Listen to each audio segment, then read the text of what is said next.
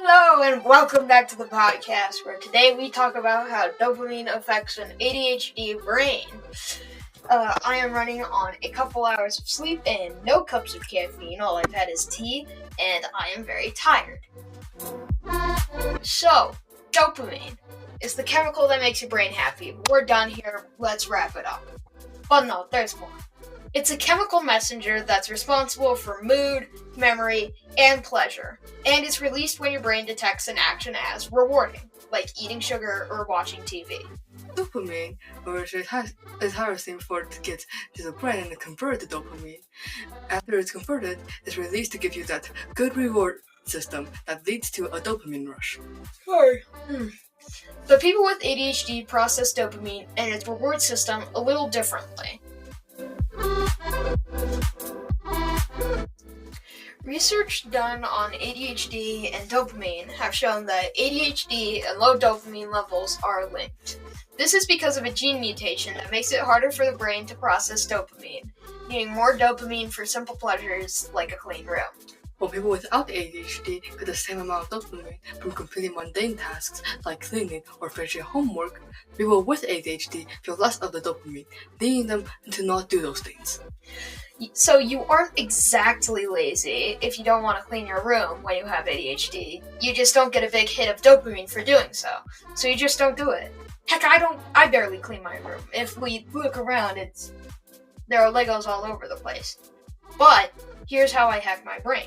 Whenever I finish cleaning my room, I let myself have a piece of chocolate to give myself a shoot of dopamine after completing a mundane task.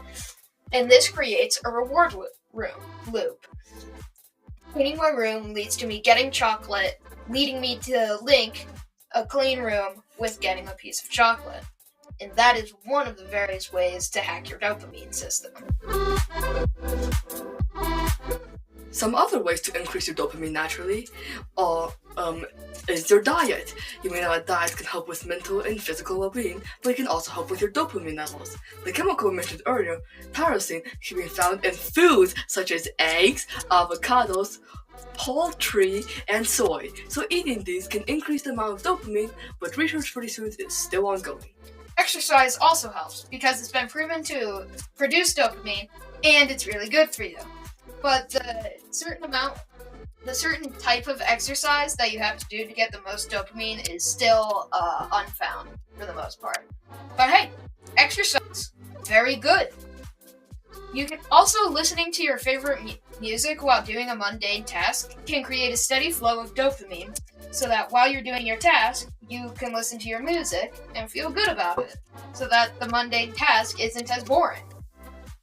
The final way to increase dopamine is by rewarding yourself with a fun activity after a task is complete, like Silas does. Give yourself chocolate, give something.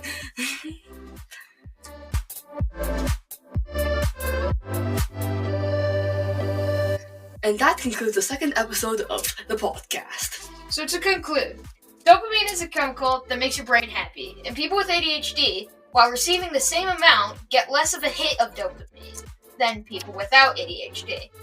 There are ways you can increase your dopamine in your system by eating foods rich in tyrosine, the chemical that your brain turns into dopamine. You can also exercise. Exercise naturally increases dopamine, and it's good for you! Or you can listen to music while doing mundane tasks to get a steady flow of dopamine. If you have an idea for what you want to see next, or a story that you want to share, leave a comment, or our email is in the description. And as always, stay safe, be yourself, and we will see you next time.